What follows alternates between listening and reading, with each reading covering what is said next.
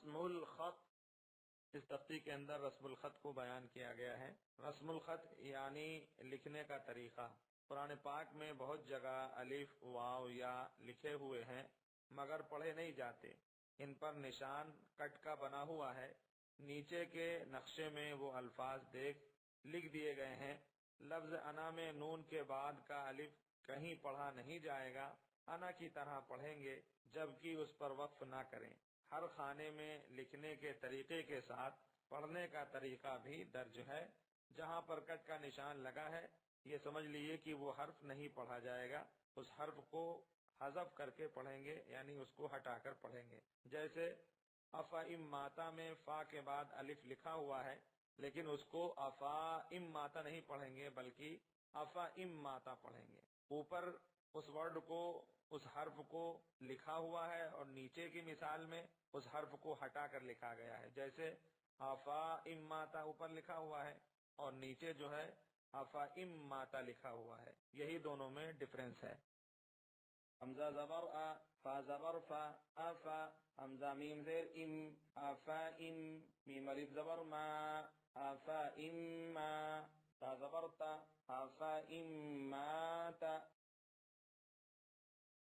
لام زبر لا، حمزہ زیر ای، لا ای، لام لام زبر لل، لا ای لل، لام کھڑا زبر لا،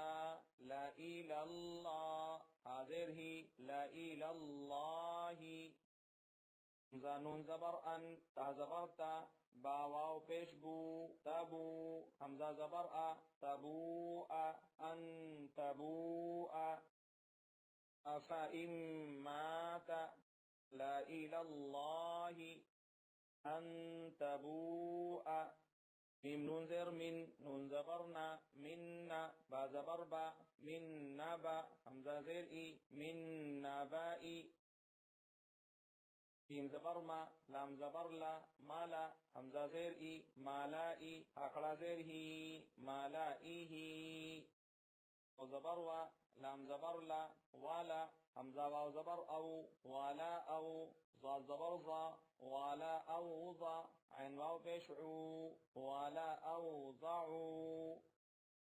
من نبائن، آلائیہ، والا او ضعو، تا زبر سا، میم واو پیش مو، سمو، دال زبر دا، سمود، لام زیر لی، تا زبر تت، لیتت، لام پیش لو، لیتت لو، واو زبر وا، لیتت لو وا، لام نون زبر لن، نون دال زبر ند، لن ند، عین پیش عو، لن ندعو، واو زبر وا، لن ندعو، ثمود، لتتلو، لن ندعو، لام زیر لی، شین یا زبر شی، لشی، حمزہ دو زیر ان، لشیئن، لام کھڑا زبر لا، کاف نون زیر کن، لیکن، نون زبر نا، لیکن، لام زبر لا، حمزہ زال زبر اد، لا اد، با زبر با، لا اد با، حا نون زبر حن، لا اد بحن، نون زبر نا، لا اد بحن، ہا الٹا پیش ہو، لا اذبحنہ،